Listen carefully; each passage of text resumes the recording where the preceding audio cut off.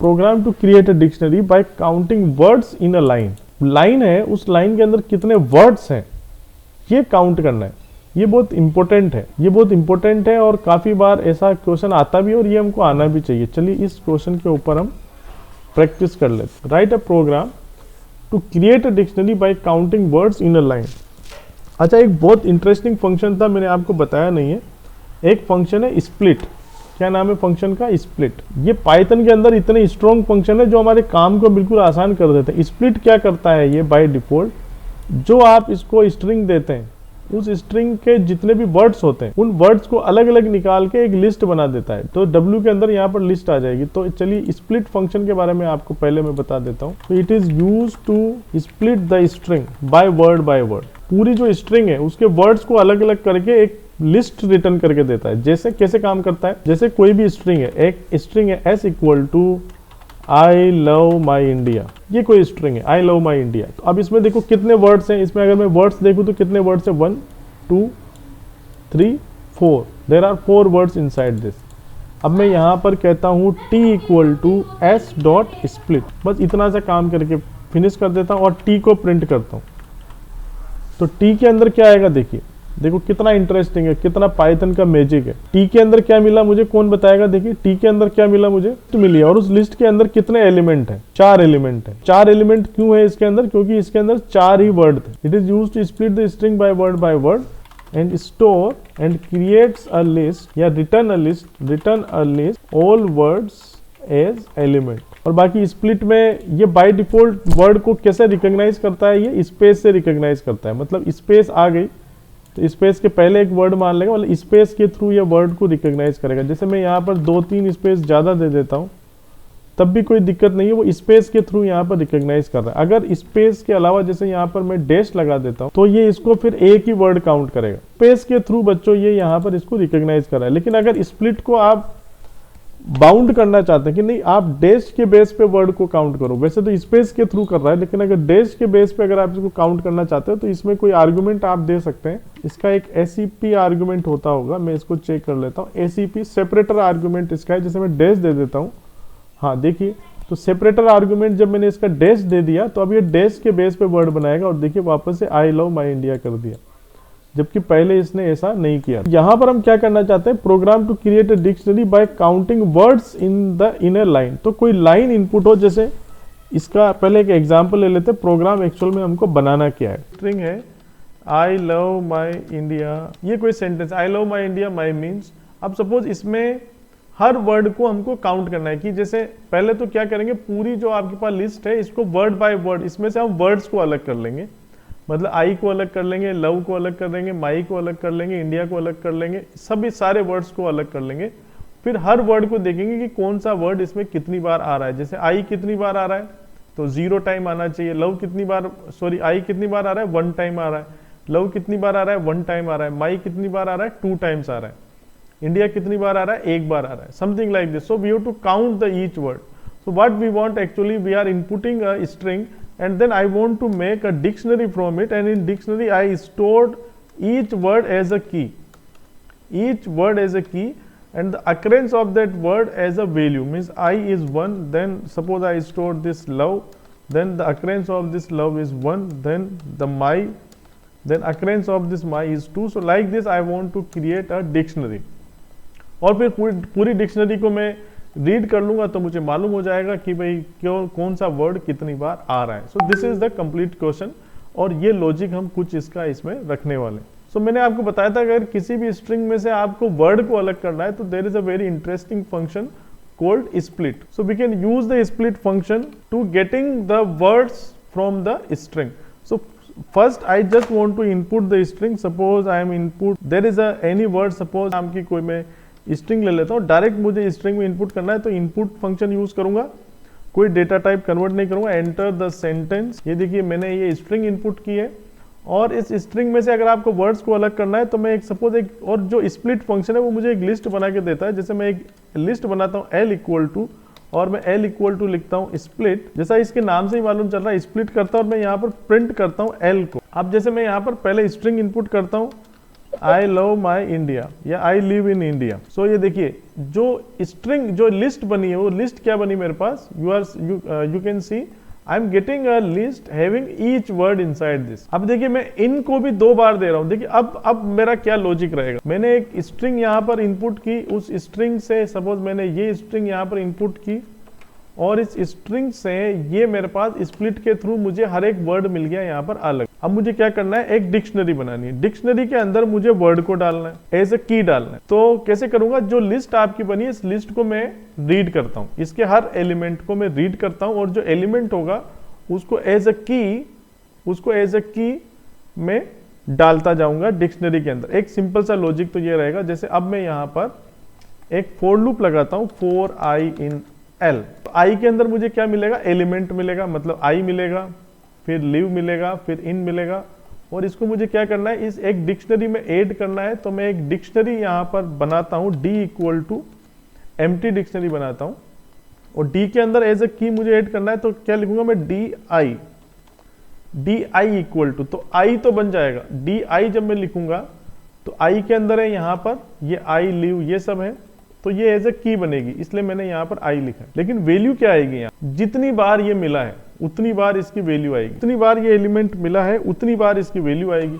तो उसके लिए क्या लॉजिक लगाएंगे भाई हम। तो बच्चों प्रॉब्लम एक्चुअल में क्या हो रही है कि जो लिस्ट में एलिमेंट आया है, जैसे आई मुझे मिल रहा है, तो अब मुझे ये चेक करना है कि आई ये आगे तो कहीं नहीं है। अगर ये आगे भी कहीं है तो फिर उसकी मुझे काउंटिंग करनी है। उसके बाद मुझे 2 चीज मिलेगी, फिर वो की मिलेगी और फिर वो उसकी काउंटिंग मिलेगी, फिर जाके मुझे उस डिक्शनरी में उसको ऐड करवाना है। तो यहाँ पर क्या किया है, इसकी काउंटिंग करने के लिए एक वेरिएबल लिया, जैसे काउंट इक्वल टू 0, क्योंकि हर वर्ड के लिए अलग अलग काउंट की, फिर एक लूप लगाया फॉर जे इन एल और फिर यहाँ पर चेक किया इफ आई इक्वल टू जे। अगर आई की वैल्यू जे की इक्वल है, लेकिन ये मुझे समझ में नहीं आया कि जे जो होगा ये भी वापस स्टार्टिंग वर्ड से ही चलेगा, मतलब दोनों वर्ड तो इक्वल एक दूसरे के निकलेंगे, उसको एक वर्ड आगे से कंपेयर करेगा। मतलब आई है तो यहाँ से उसको कंपेरिजन स्टार्ट करना चाहिए, नेक्स्ट से उसको कंपैरिजन स्टार्ट करना चाहिए। तो ये थोड़ा कॉम्प्लिकेटेड लॉजिक होगा आई थिंक, इसकी जगह पर हम सिंपल सा लॉजिक यूज कर सकते। यहाँ पर आप देखिए लूप लगाया है हमने डिक्शनरी के अंदर, यहाँ पर सॉरी लिस्ट जो है उसका W नाम की यहाँ पर लिस्ट है,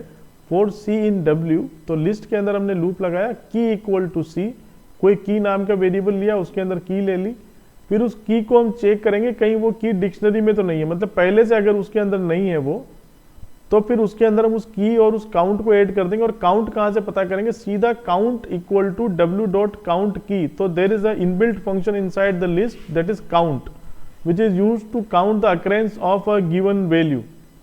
तो उसकी अकरेंस यहां पर हम पता कर लेंगे काउंट फंक्शन से, जहां से मुझे अकरेंस मिल जाएगी वो डिक्शनरी के अंदर ऐड हो जाएगा। डिक्शनरी के अंदर डुप्लीकेट एलिमेंट ऐड नहीं हो, इस वजह से हमने यहाँ पर कंडीशन दी है इफ की नॉट इन डी। तो अगर ये की डिक्शनरी के अंदर नहीं होगी तब जाके वो एलिमेंट डिक्शनरी के अंदर ऐड होगा। इस तरीके का इसका ये लॉजिक हम यहाँ पर लगाएंगे। तो देखिए हम लिस्ट के अंदर यहाँ पर लूप लगा रहे हैं, फिर मैं क्या करूंगा, यहाँ पर कोई भी की मान लेता हूँ, की इक्वल टू आई मेरे पास यहाँ पर की है। अब मैं यहाँ पर एक कंडीशन दूंगा इफ की नॉट इन डी, अगर ये डी के अंदर पहले से नहीं है तो एलिमेंट ऐड हो। और काउंट पता करने के लिए मैं यहाँ पर सपोज कोई वेरिएबल लेता हूँ, काउंट इक्वल टू, फिर जो लिस्ट है लिस्ट के अंदर मैं काउंट कर लूंगा, किसको काउंट करूंगा, जो मेरी की है उसको काउंट कर लूंगा कि वो कितनी बार आ रही है, तो मुझे काउंट मिल जाएगा। अब मुझे की मिल गई है और मुझे काउंट मिल गया है। अब मैं क्या कर दूंगा, इसको डिक्शनरी के अंदर ऐड कर दूंगा डी की, तो मेरी डिक्शनरी यहाँ से फर्स्ट क्लास बन जाएगी। अब इस डिक्शनरी को मैं सिंपल प्रिंट करवा दूंगा, तो जो मेरी डिक्शनरी है उसके अंदर मेरे सारे एलिमेंट होंगे, print D. Let execute this. सबसे पहले सेंटेंस इनपुट करने के लिए कह रहे हैं, जैसे मैं कहता हूं आई, तो आप देखिए यहाँ पर ये तो इसकी लिस्ट बनी जिसमें सारे वर्ड्स आए, फिर जो डिक्शनरी बनी उसमें देखिए आई कितनी बार आया, 1 टाइम, देन लाइक कितनी बार आया, 1 टाइम, और फिर माई कितनी बार आया इसमें 2 टाइम्स, और फिर इंडिया कितनी बार आया इसमें 1 time. So you can C you are getting a dictionary having the word as a key and its frequency as a element. So this is the amazing use of dictionary. इसमें से जो list print हो रही है इसको print करवाने की हमको जरूरत नहीं है, थोड़ी सी इसको बेटर प्रिंटिंग हम करवा लेते हैं, ठीक है। और फिर मैं यहाँ पर जो हमारी डिक्शनरी है उस डिक्शनरी के अंदर लूप लगा देता हूँ for I in D. Frequency क्या होगी उसकी, DI होगी, तो ये थोड़ा सा बेटर यहाँ पर रहेगा। तो जैसे मैं ये कहता हूँ आई लाइक माई इंडिया, तो इस तरीके से आएगा, word is I, it's frequency is 1, word is like, it's frequency is 1, word is my, it's frequency is 2। या फिर डायरेक्ट आप ऐसे, इतना बड़ा लग रहा है तो इक्वल इक्वल लगा दीजिए, तो कोई प्रॉब्लम नहीं है। तो थोड़ा सा इक्वल की फॉर्म में दिखेगा, आई लाइक, तो देखिए word I frequency 1, like frequency 1, my की फ्रीक्वेंसी 3 और इंडिया की frequency. So this is the solution of this program. देखिए डिक्शनरी के अंदर कई सारे फंक्शंस हैं, इनको आप यूज कर सकते हैं। There is a function called len. Len एक फंक्शन होता है, बिल्कुल सिंपल सा फंक्शन है, जो कि क्या देता है, आपको किसी डिक्शनरी की लेंथ देता है। और किसी डिक्शनरी की लेंथ क्या होगी, जितने एलिमेंट उसके अंदर है। एलिमेंट का मतलब कंप्लीट एलिमेंट। यहाँ पर एलिमेंट के अंदर दो चीज होती है, की और वैल्यूज। तो जैसे EMP एक डिक्शनरी है, इसके अंदर कितने एलिमेंट है मेरे पास, देखिए 1, 2 और 3। सो लेन EMP लिखेंगे तो we are getting the length that is 3। Clear एक मेथड है जिसकी हेल्प से आप किसी डिक्शनरी को एम्प्टी कर सकते हो, सारे एलिमेंट को एक साथ डिलीट कर सकते हो।